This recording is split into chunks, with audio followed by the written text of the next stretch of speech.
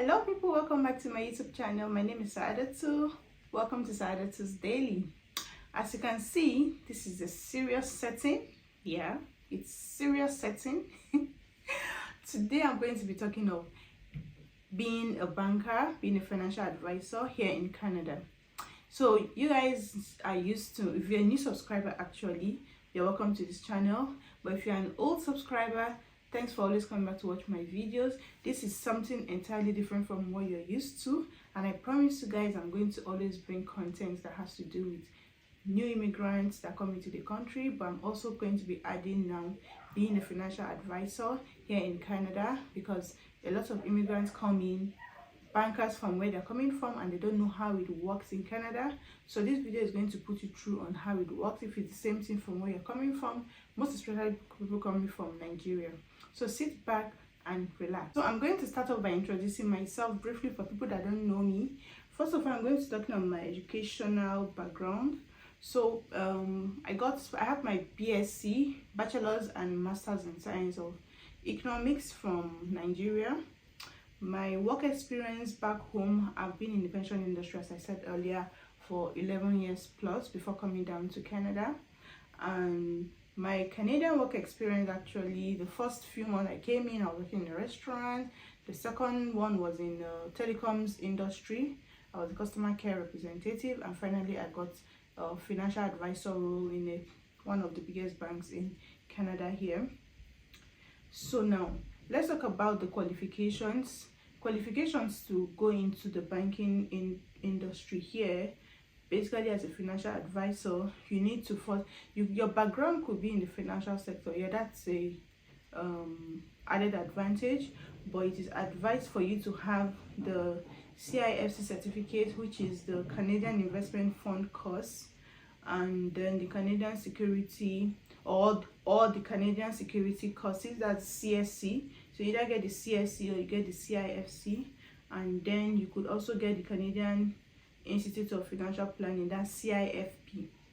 But the basic one you need to get is either the CIFC or the CSC.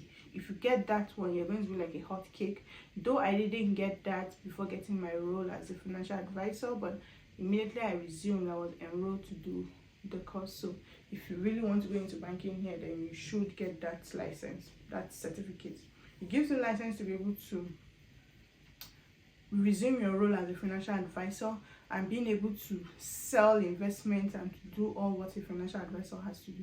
But for me, being a financial advisor, because I don't have that license yet, I'm not registered yet, I'm limited on the number of things I could do. So after getting the license, that's when I'll be able to do all what the financial advisor can do, like basically selling investments, mutual funds, GIC and all that. So for the Canadian Investment Fund course, I just recently passed the exam in December.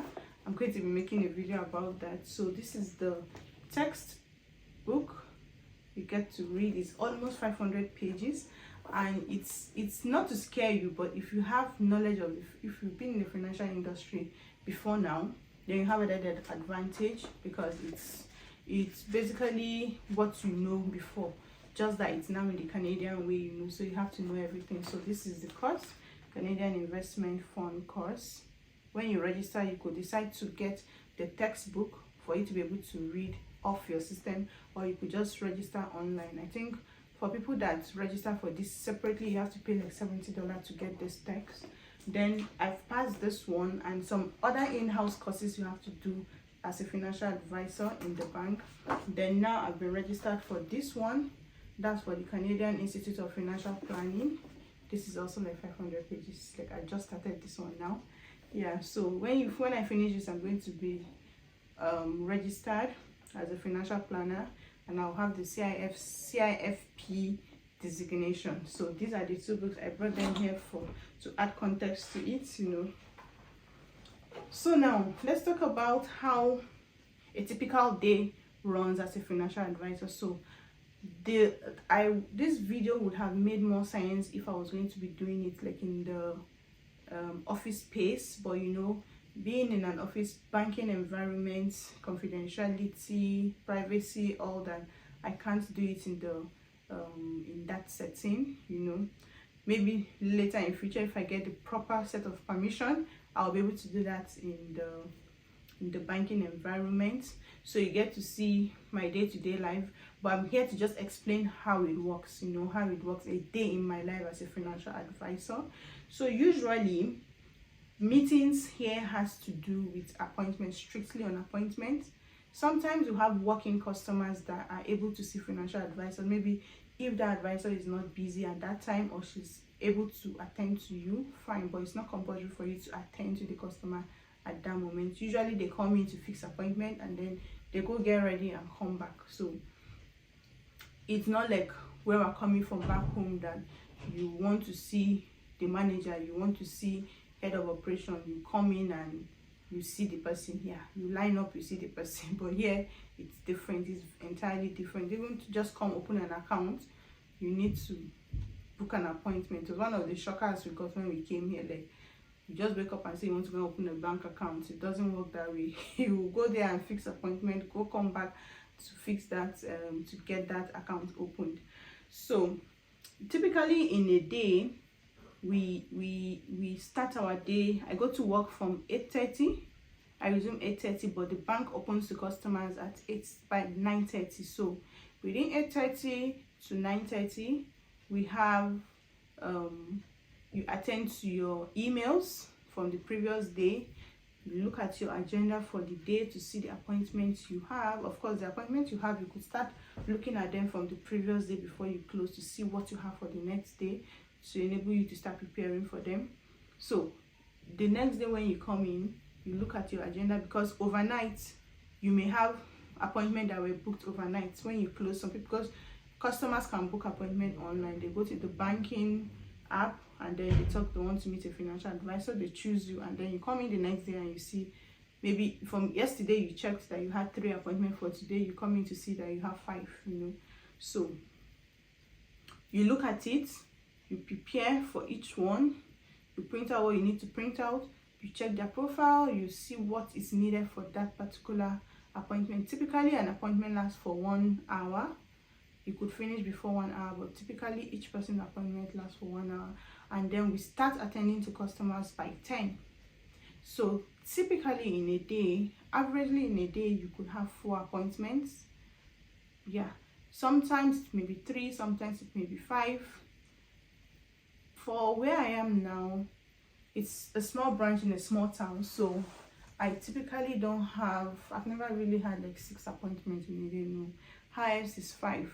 And sometimes you have 5 appointments, maybe 3 will show up, others will cancel, others will not just show up. So that is it. You have the opportunity to plan your day, to see whoever you want to see. That 1 hour is dedicated for that one person, no interruption. Then there are different types of ways you could meet your customers. There are different types of ways you could meet with a customer.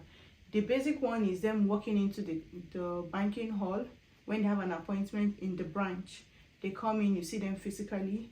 They could book appointment over the phone, that they want the financial advisor to call them from 10 a.m. to 11 a.m.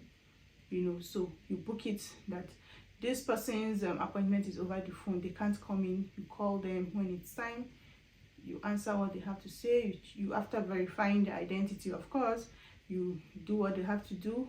If they need to sign documents, you send it over online, e-consent for them to sign, online. You could also book appointments for Zoom meetings, where you meet them on video calls to interact, to answer their questions, to sign documents and all that. You could also do it over Zoom physically. And then the 4th one, you could have it just like a call. You have someone just tell you, or in this case mostly it's from the financial advisor will book to call a customer. So those are 4 ways you could meet your customer. So most times they come into the branch, but there are sometimes that they could just change it. That I have an in-branch appointment, can you just change it to over the phone? I can't come in, maybe the weather, suddenly it started snowing, or so they're not feeling too fine, and so you could just switch it on. So when you look at the schedule for the day, as I said, you get to know among your 5 appointments, assuming you have 5 appointments for that day, which one is in branch, which one is over the phone, which one is on Zoom. If you have the one that is on Zoom, you make sure you send the Zoom link at the appropriate time for them to have it and prepare. If it's over the phone, mostly the system is automated to send a reminder to them. Like if they have a 12 o'clock appointment with you, by maybe 10 a.m. they'll get an email reminding them of the appointment and what they should bring in, depending on what they selected as what they're coming for. So if they booked that they want to come in to open an account, or maybe to get a credit card, for example, the system automatically sends you an email to tell you this is the document you should come with your pay stub, come with your evidence, means of identity, come with your employment letter. It will prompt them already. But you as a financial advisor also can give them a call before the appointment that, hey, you have an appointment by so and so time, don't forget to bring so and so. Sometimes they even forget. Not everybody goes into their email. Sometimes they forget. So it is advisable for you to call them before the appointment to remind them if they've forgotten, so that they can fix you in their own day's schedule. You understand? So typically you may say, what does a financial advisor do? What is your role in the bank and all that? So we offer financial advice. Of course, that's what the name entails. We give financial advice to customers, new customers, existing customers. So our target is to retain the existing ones and also to get new ones coming. So your target is usually based on working customers, on your existing customers. Unlike where we're coming from, that you have target to bring in more people by going out to meet them, going to their offices, going to their school, their teachers, going to their organizations to tell them to come open an account. So it's different. Over here, yeah, you can do marketing for them to come in, but your basic target is the people existing already. So you may be like, they're already your customers. So how do you use them to meet your target? So assuming you have somebody that just has a checking account, you want to call that person, you want to cross-sell for the person to be able to come have their credit facilities with you, either credit card, lines of credit and all that. You want to look at them, you want to profile them to see, okay, this person is new to Canada. In the next 1-2 years, they'll be talking about a house. You want to talk to them about mortgages, how they can come get mortgages from your own bank. Because if you don't sell it to them, they'll definitely go somewhere else, for that. So you can also talk about savings, tax-free savings accounts, they could come open it. So you want to make your bank to be like their one-stop shop, you understand, where they could have their checking account, credit, their mortgage, their registered account, all that investment all in one bank. Because there are people that have checking account in bank A, they have credit card in bank B, they have mortgage with one credit union, but you want everything to be under your portfolio, you understand? So that is how you cross-sell to them, and then you get your targets met. So now there are different ways, things that you discuss as a financial advisor. Apart from the day-to-day accounts where you open day-to-day checking accounts, you also open non-registered and registered accounts, like the tax-free savings account, first home savings accounts, registered plans, registered retirement savings account. You do all that. Aside doing all that, after opening those accounts, you want to advise them on how the fund they have in their accounts can be invested. You don't just want the money sitting idle. So you open a first home savings account, but you're not going to buy a house till the next 5 years. The little money you have, or the money you have in your account, you want it to work for you. So you may advise them that, okay, since you're going to be buying a house in the next 2 years, in the next 4 years, in the next 5 years, this is the kind of investment you should put that money into to grow, so that by the time you're ready in 5 years time, aside your principal, you also gain interest on it. So you don't just keep it in like a savings. You invest it in mutual funds, in GICs and all that. So you want to advise them based on their risk appetite, based on the time horizon when they're going to be using that money and all that. So you see how you're expanding from opening an account to advising them on how to invest those funds.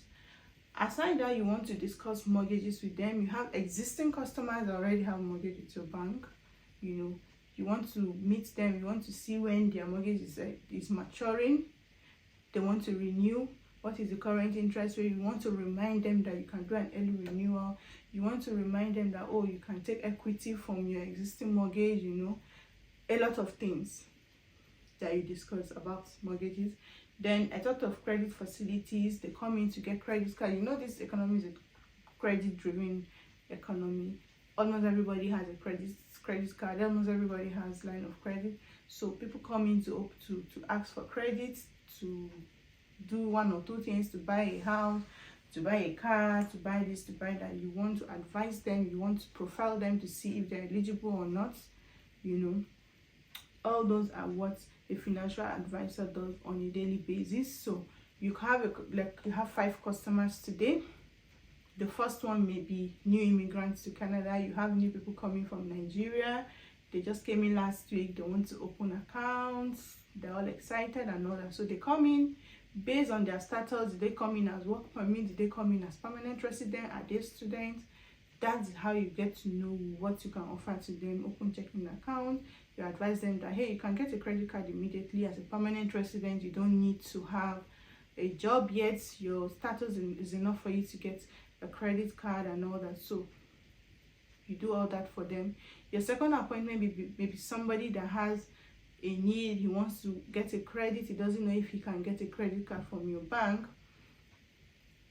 You profile them, you check their pay, their salary, you check their credit rating to know if they're eligible for that amount. You run the application, you advise them, you open the credit facility for them.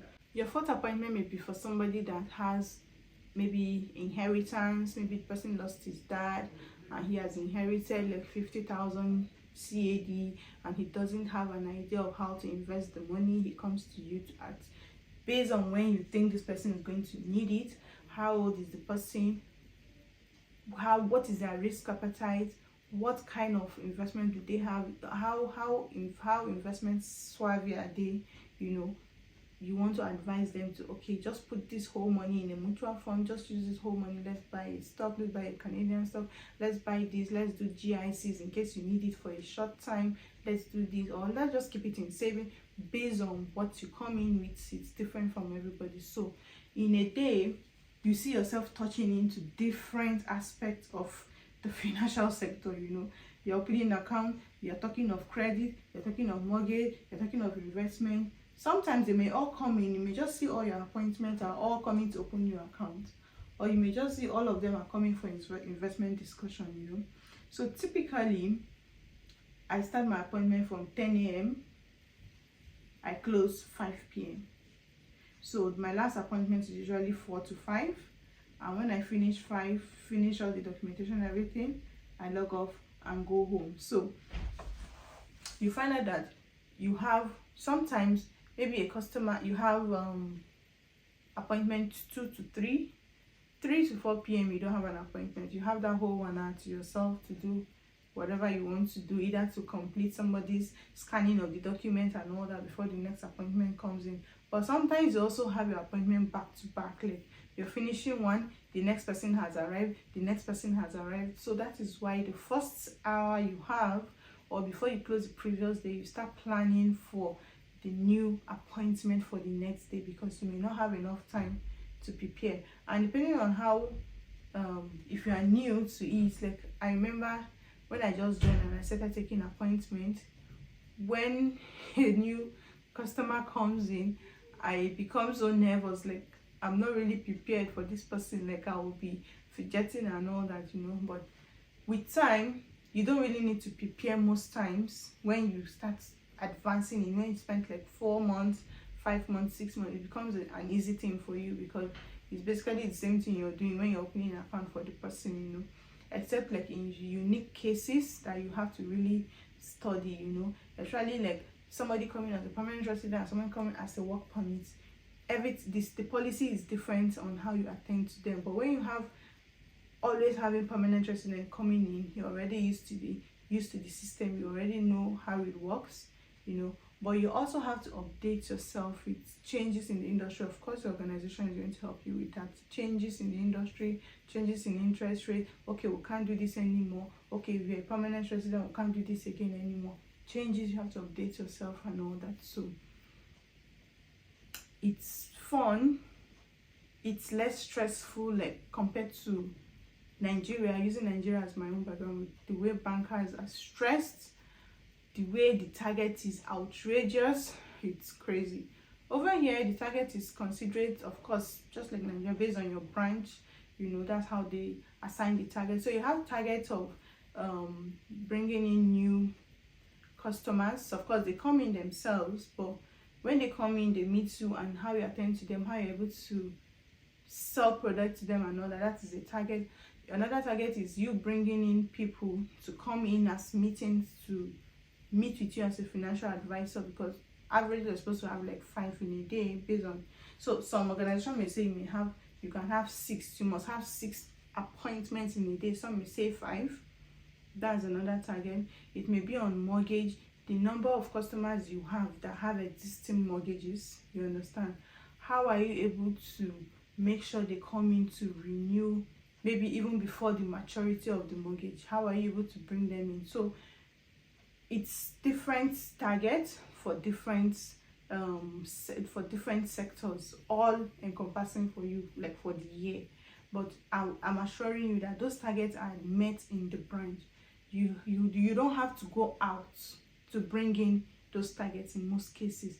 Not like you shouldn't do it. They're not encouraging you to, but it's not like where we're coming from in comparison to where we're coming from. That in fact, you can't even be sitting there in the branch when your manager is sitting down with you and you're not doing anything, and you have huge target. Like, what are you doing here? Why are you not in this organization? Why are you not in that place? You see bankers coming to chase you up and down, open account, open package. You have accounts with this bank, simply because of the bankers are chasing you to come and open accounts with them. You understand? Unlike in this place, most people, you just have one, or you have another one, just 2, because you pay fees for the 2 of them every month. So you want to make sure you are staying with a particular one. Sometimes we have customers that just only have mortgage with us, or they only have credit card with us, and you call up the person now, oh, we notice you have just mortgage with us.